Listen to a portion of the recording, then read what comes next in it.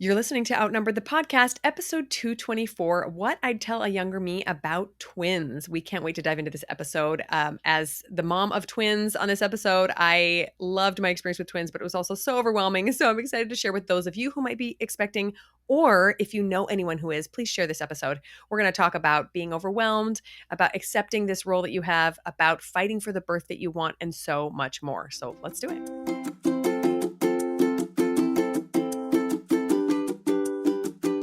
Hello, and welcome to Outnumbered the podcast. I'm Audrey. And I'm Bonnie. We are experienced moms to a combined total of 19 children. In our weekly episodes, we explore relatable topics using our perspectives of humor and chaos. Tune in for advice and encouragement to gain more joy in your parenting journey.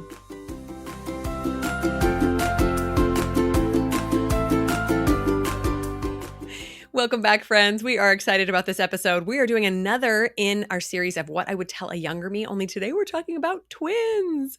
And I personally have the twin experience. I have the set of twins. Audrey does not, but she has lots of baby experience. So she's pitching in on that side of things. But this could also go for any mom who is expecting multiples or has multiples and is feeling overwhelmed. Feel free to share it. So yeah, twins are so much fun. A quick little side note, we have some exciting news for me anyway, Bonnie. I just started my own solo podcast show because I'm crazy, apparently, but it's called Burning Brightly. So go ahead and search it up on Apple, on Spotify, wherever you're listening. Because there I'm talking to moms who are in a phase of life where kids are getting a little bit bigger and they're looking for something more to do outside of their home, somehow to make a mark on the world, and they're feeling really overwhelmed at that idea. So we're going to talk all about that over at Burning Brightly. So go find me there. Yes, I'm sure I'm even going to learn some things from that podcast episode because I am so technology averse. Yeah, we all get into whatever we want to build, right? And we're like, I don't know how to do any of this. Yeah. Welcome SEO, to the club. I'd rather die. Yeah. Okay, I wanted to share with you guys something that we learned about podcasting. Speaking of podcasting. So, you know how we always ask you for reviews, and thank you. We love those. Those are great. Those help us look legitimate and other moms find our podcast so it can help them too. Something recently that we learned is that there is even another way that you can help give our podcast a boost, and that is by sharing an episode. So if you're listening to an episode on your podcast app, I'm going to tell you how it looks on the Apple podcast phone. So if you click right by the name, if you click those three dots there, up pops a screen and there's a bunch of different things you can do with the episode. And one down at the bottom says share the episode. So if you click on that, you can text it, you can email it, you can airdrop it to somebody, you can send it in a Marco Polo, Zoom, Pinterest, whatever. There's lots of ways that you can share the episode with somebody. And so like you could pause this podcast right now, this episode, and share it with somebody who you know that has twins. Yes, we would love that. And you know how moms are so good at, sharing what we love. As soon as you find a restaurant you're obsessed with, you have to share it on Facebook and Instagram or everywhere else. So we would love it if you would share your favorites and help a fellow mom as well. Okay, so Audrey and I were talking earlier about people wanting twins, and I always thought that was insanity. People saying, Audrey's one of them, right, Audrey? Oh, definitely. I always, every pregnancy, especially as I got older, because it's more common to have twins when you get older. Yeah. Oh, I was always like, I hope this one's twins. Okay, so side note, so my twins are babies number 4 and 5, so my 4th pregnancy. And I want to say baby number 8 or 9, for some reason, Luke and I started talking about twins again, probably because I was getting older and we were aware of that statistic. And I was just like, no, God knows me better than that. He can't send me a second set. I do have a friend. If you remember Mary Jordan, we interviewed her early on in the podcast. She's a close friend of mine. She has 2 sets of twins. So special people can handle that. I'm not one of them apparently, but the idea sounds so delightful. And it really is magical. In fact, when I found out I was having twins, I thought, no, I'm not this lucky. Like, I don't win things. Lucky stuff doesn't happen to me. And then I learned later on that it was a little bit of a, backhanded get. What do they call it? not always fun and games, but it sure is beautiful having 2 babies at once. So the reality is, while it's so fun to hold 2 babies and skip a pregnancy and all these other wonderful things, there are some scary things about twins as well. They can involve some medical complexities. It takes a little bit of a higher toll on your body to carry 2 or 3 babies at once. And then there's the extra work and overwhelm and kind of emotional stress of having two babies to care for at once. So we totally acknowledge that, and we're going to talk about all that today. Yeah, I imagine it might be kind of isolating to learn you're carrying multiples. Mm. Because sometimes, often when I was pregnant, I wouldn't know but maybe a handful of other women that were pregnant. And then nobody was carrying twins. So I can imagine that would be really isolating. But this episode is designed to help other people have a place to go to, or like we ask you to share this episode with somebody that have twins so that they don't feel so isolated. They have somebody else they can talk to or learn from about it. Yeah, and we're going to talk about finding some community a little bit later as well. I do want to share just a really brief story of how I found out I had twins, because it is one of those hilarious things that you had to be there to believe it. I was actually going to have a home birth with that baby, and so I didn't get an ultrasound until 20 weeks, and that was only because I wanted to find the gender. My midwife wasn't even going to make me have an ultrasound. Some things were a little bit different, though. I was actually experiencing more morning sickness than before, and each of my previous pregnancies had gotten better and better. And so I thought, oh, great, what is this all about? And I was a lot larger than I thought I should be. And so because of this, my midwife did say, yeah, let's go ahead and send you in for the anatomy ultrasound. You can find out the gender if you want, whatever. So we decided to call this ultrasound tech who will come to your home. I thought that would be fun. We wouldn't have to get a sitter for our little kids. My husband could come home for lunch. We could find out what we're having on our TV, right? And I also decided at the last minute to invite both of our moms and all the sisters that were living in town. And I don't know why I decided that. I just thought, well, it could be fun. And I remember one of my sisters saying, why are we all here? Like, she has 3 kids already. And I already had 2 boys and a girl. It wasn't like it was going to be anything revolutionary, but they came and were supportive. And so the guy, starts the ultrasound. He sees just one baby and zooms in and gives us the whole anatomy scan, and tells us it's a girl, and we're all excited and whatever. And then he scans out. A side note, you can watch this video if you want. I'll link it in the show notes, but he recorded it so you can hear all the audio and see the scan. And so he then pulls the wand off my belly while we're all chit-chatting about it being a girl, and says, hey, Dad, what do you do for a living? And Luke tells him, and he says, well, you might have to get a second job. And we're like, what are you talking about? This guy was a little quirky as it is. And he's like, there's twins in there. And I'm like, no way. We just start screaming, right? It's a hilarious, hilarious thing. So anyway, everyone was there. We all found out together. It was Oh, a total shock. And I knew I was so ginormous because it was crazy. So there's always a fun story when you first find out. A little bit of shock and awe, for sure. Anyway, side note, right after that ultrasound, I drove to the airport to pick up a bunch of girlfriends because we were going on a girls' weekend a girls' trip that weekend. And one of those friends was also pregnant with twins, and it was her 4th and 5th baby. So we spent the oh. entire weekend talking about twins. That was a total mercy for me because I was so Mhm. overwhelmed and just shell shocked that I had a few days to like accept it. And this friend, she was a little bit farther ahead in her journey of accepting this news. So anyway, there was my story. That is fun. So fun. Like almost like you knew it was going to be something special and you had invited everybody to be there. I know, right? Crazy. I also will include in the show notes a couple of blog posts I have about twins, things I wish I would have known that we're going to talk about here today, and a few other insights from our twin birth. Okay, so as overwhelming as finding out the news was, I imagine that once you get into the care of them, you would be overwhelmed even more, doubly overwhelmed, even more, whatever. Oh, so when you find out is a good time to start prepping for self care and other people helping and lowering your expectations and like just all the things that you need to think of. Well, it's not just going to be having a baby, it's going to be having 2 babies. So I'm going to actually really need to do some preparation ahead of time. Yeah. And a side note here, that the feeling of overwhelm is always an optional emotion, right? Very often we jump right into that, like, oh, I don't know what to expect. This is brand new. What am I getting myself into? I'm never going to be able to handle this. Calm yourself down. Tell yourself that women have been doing this for millennia. Everything will be okay. If you need to stress out for a little bit, you can, give yourself a day, feel all the emotions, and then acknowledge that you do not have to continue feeling overwhelmed. Everything is going to work out exactly the way it's supposed to. So my side note about this being overwhelmed or having a lot on your plate as a mom of twins is to just be open to help, right? Do not be a martyr. This was one of my biggest problems in my early motherhood years. Like, I can do it. I can handle it. I can do it. And I did not, sadly, ask for the help that I needed. One idea that I heard of many years after I had twins was to ask whoever's throwing you a baby shower, or if no one is, ask a friend too, and have it be a service baby shower. So instead of bringing you diapers and wipes, which they can also bring that as well, they bring you acts of service that they will perform once the babies are born. That was the most brilliant idea I'd literally ever heard in my life. So, Aunt Sally shows up and says, I will bring you 3 meals the week after your babies are born. Or, your neighbor comes in and I will come watch your babies while you shower for the first week or whatever it takes. That would be brilliant. Just take care of those things. And so your mind can rest a little bit.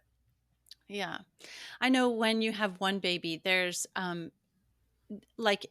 they're very needy, but usually there's a time when they're asleep and you can kind of like take a breath and just kind of take care of yourself for a minute and take a shower or whatever. But when there's two babies, I can imagine that potentially one of them could always need you. One of them could always have a need, and like there wouldn't be any time left for mom, which with two babies depending on you would be so important to have extra care for yourself so that you're in extra good condition. Here was an idea to ask 3 close friends or relatives if you can put them down as support people to call when things get hard, day or night. So, like a neighbor is a good one. Yeah, I'll be there in 5 minutes, and I'll hold the baby, one of the babies, while you go whatever. Especially in those first postpartum days, you get yourself cleaned up and you're dealing with your breast milk coming in, and there's really a lot of care that mom needs as well. So have 3 people like on call, so that you, like, if it's just one person, you're going to be like, oh, I've just called them yesterday for this, but now I'm needing help again today. So it's a great idea. Yeah, and maybe you can ask them what their best schedule. Like, are you available in the evening or at night? Like, if I have a really bad night, could I call you and have you come over? Obviously, close friends and relatives are the best for this. If you have a mom, even if she's out of town, maybe she could come stay with you for a while. If not, though, there are so many good-hearted, wonderful people that would love to help you, especially love to help newborn babies, right? Come hold one or change a diaper or something. Just be willing to ask. I know it's hard to do, but just do it. What you're saying, Audrey, about the baby, somebody always needing you.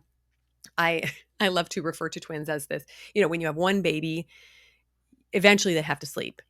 But when you have 2 babies, they can like tag team you until you die of sleep deprivation. That's exactly what my babies did for like 8 months.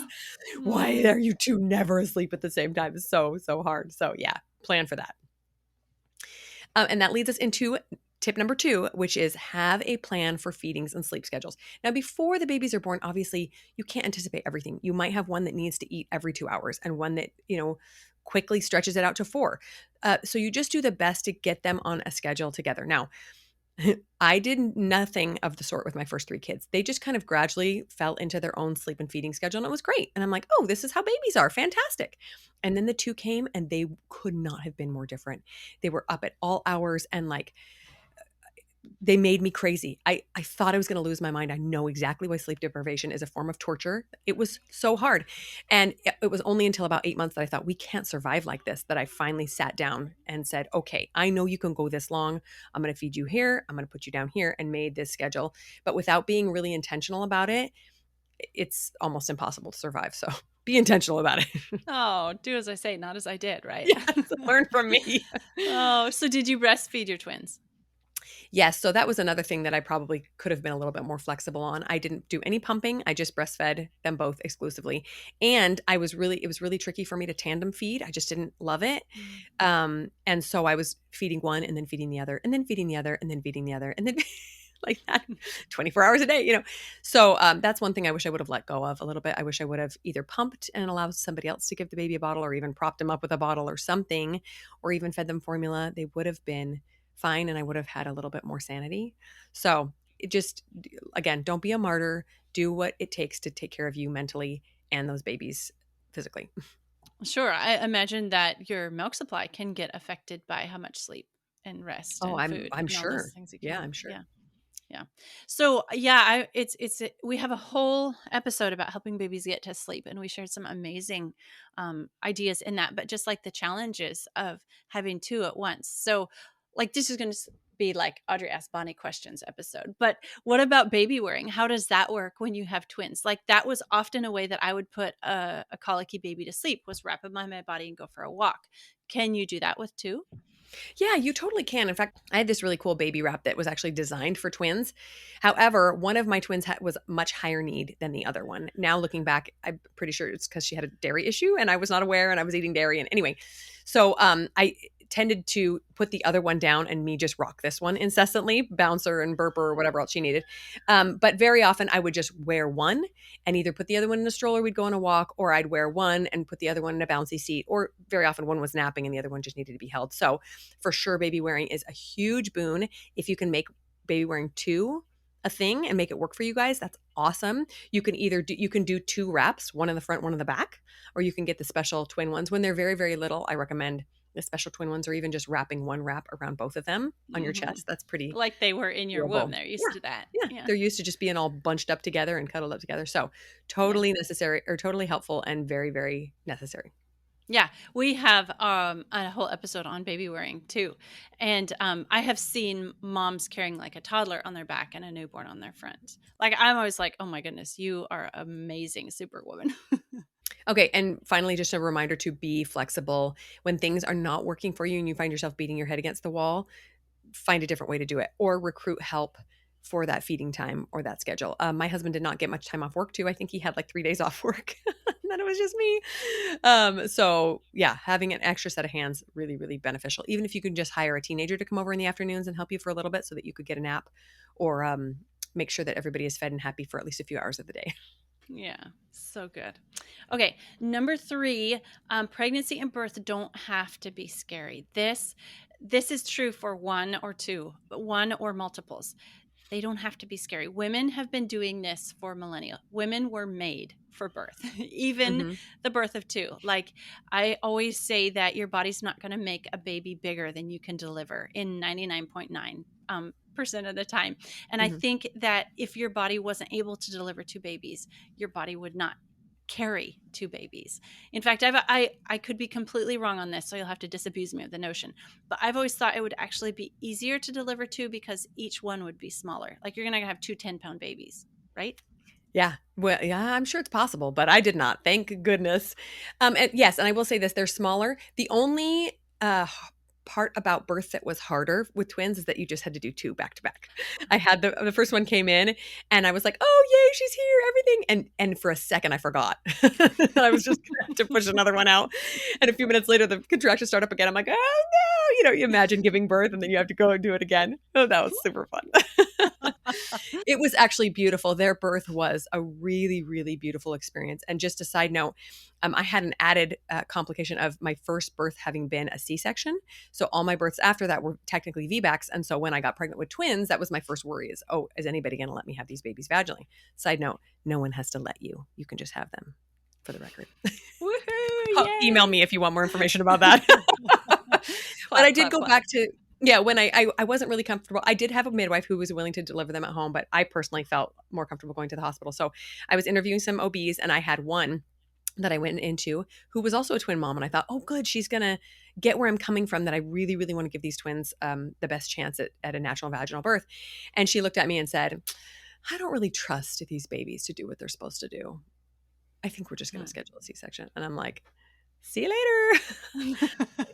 Come on, lady. Like, absolutely no medical complications, no history that was concerning, no preeclampsia, no nothing. And she wasn't going to even give my babies a shot at being born the healthiest and most natural way that God intended. And so I just walked out and found somebody else.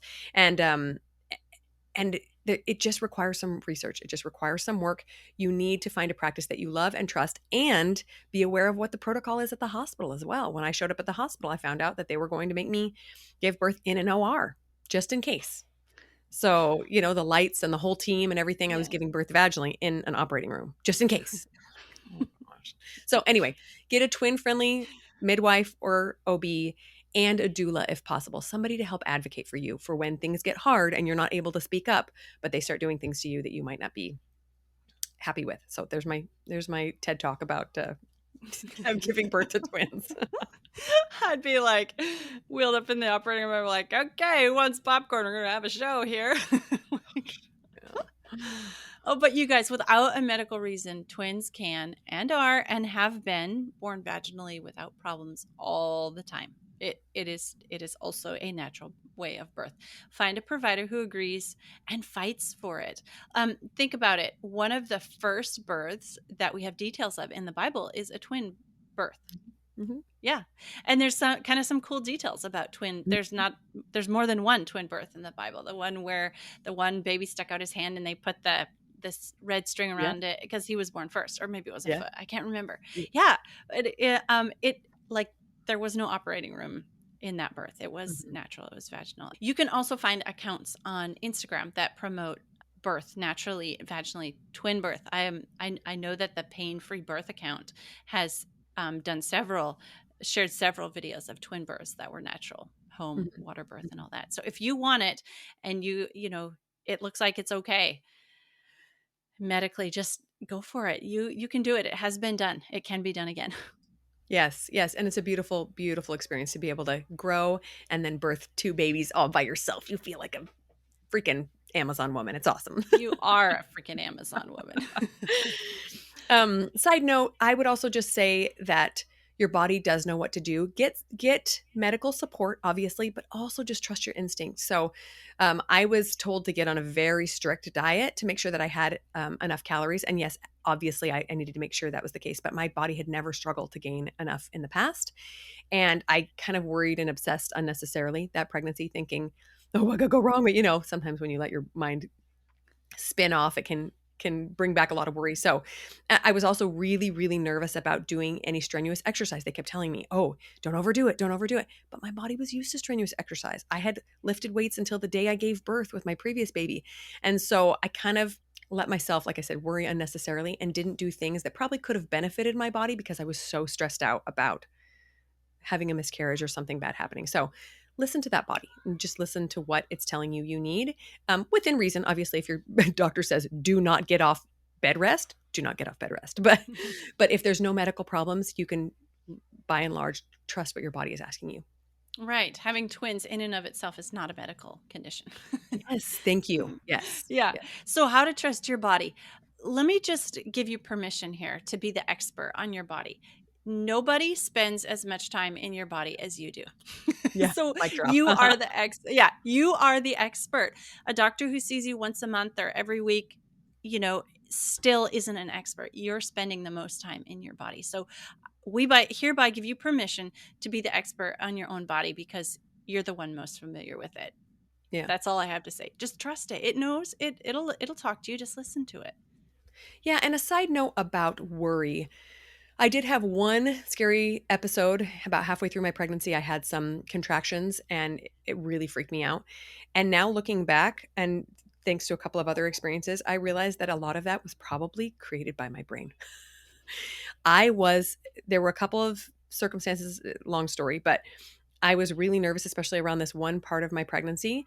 And I just think that I did myself a disservice by allowing my brain to go there. Like, what if, what if, what if, what if, what if, instead of just having faith that God was going to make everything okay.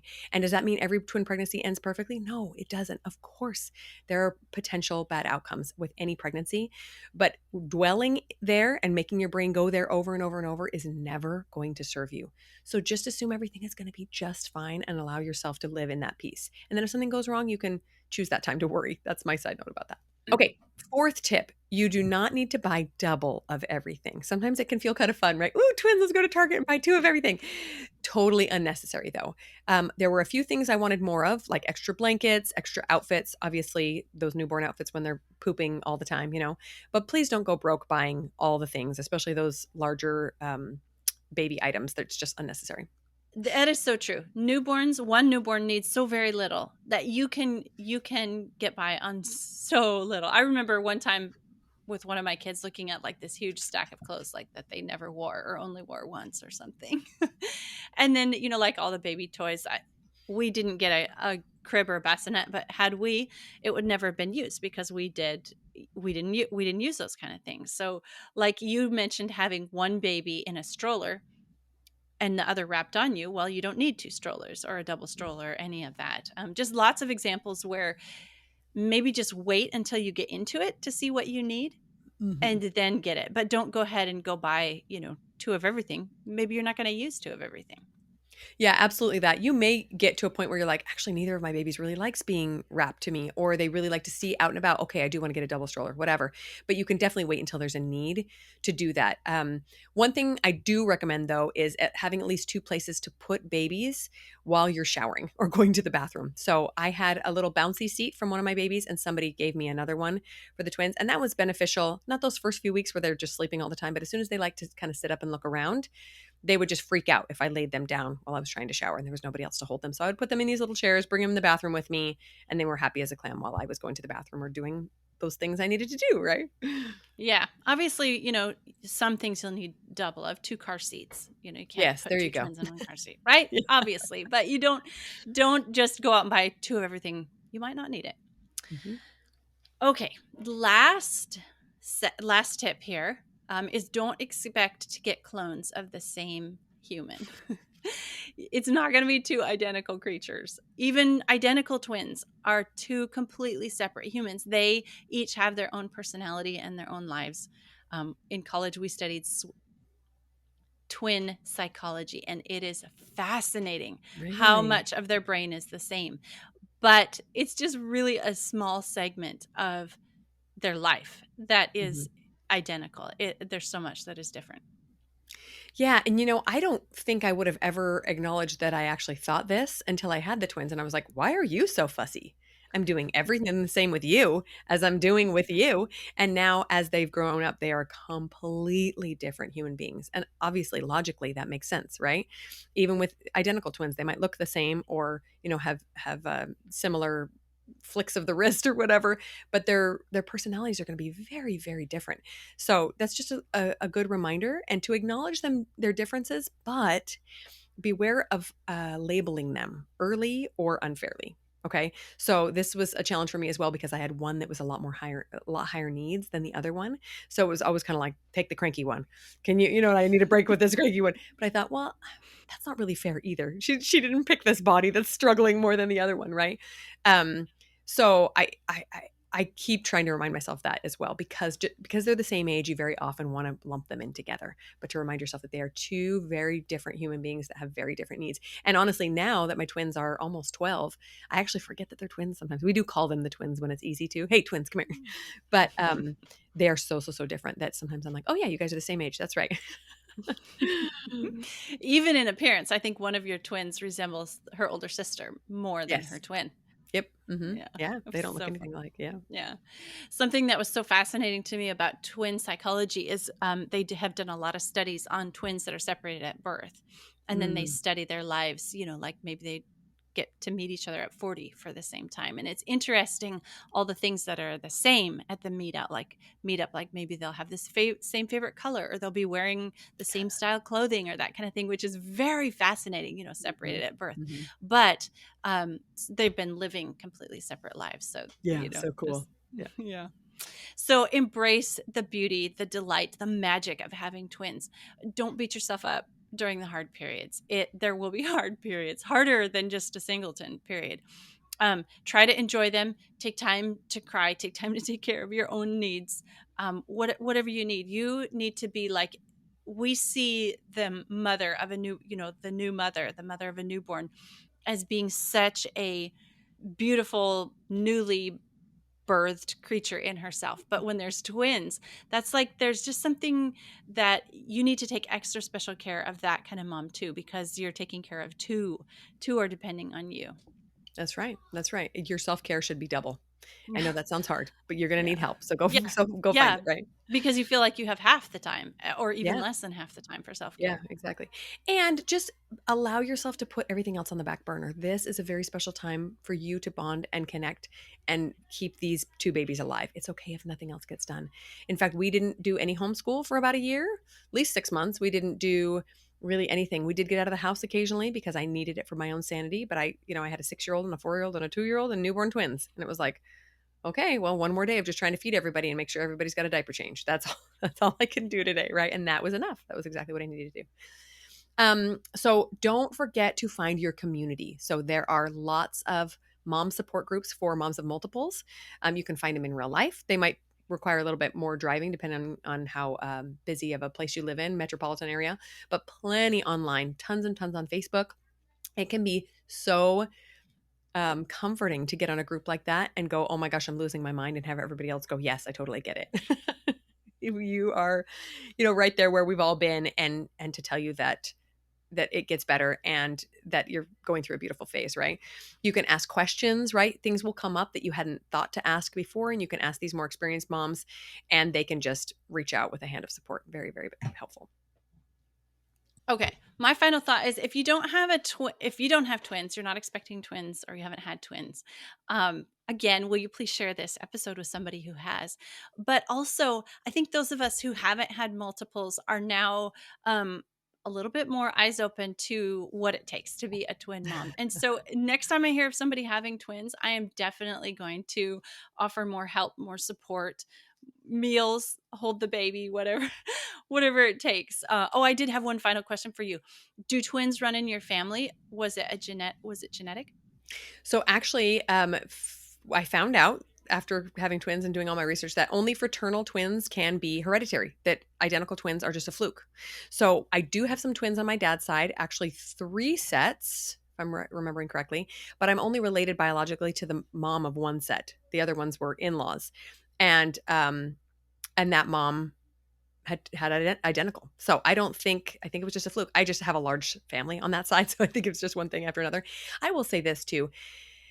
You could argue that it's because I have twins that I'm more aware of people having twins, but I swear way more people are having twins now than they were when I was a kid. I knew maybe one family in my entire childhood that had twins, and now I feel like everybody around me. Granted, my sphere of influence is bigger too with Instagram and the internet and everything else. But part of me wonders if maybe it's just, we're in the last days. We've got a lot of babies to get to earth and have their time here. I don't know, but it's beautiful. It is a wonderful, amazing, incredible opportunity. And I had to lean on God a lot during that opportunity, during the pregnancy, during the birth, during the time afterwards. So I would never want it taken away. But I do wish I could go back and just hug that younger me and say, it's going to be okay. Don't hold on quite so tightly. It's all right if somebody has formula. It's all right if somebody, whatever, is screaming all day long. It's going to be okay. That's it for today's episode, you guys. We hope you found this one fun, helpful, inspiring, something, and we really appreciate you listening to us. So tell us, did this episode make you want to have twins more or less? Like you can affect it, right? That's it for today. I'm Audrey. I'm Bonnie, and we're outnumbered. Thanks for listening, friends. Click the link in the show notes to subscribe to our email and never miss another episode. Show us some love by leaving a review on iTunes or sharing the podcast with a friend. Thanks for all your support. We'll talk to you next week.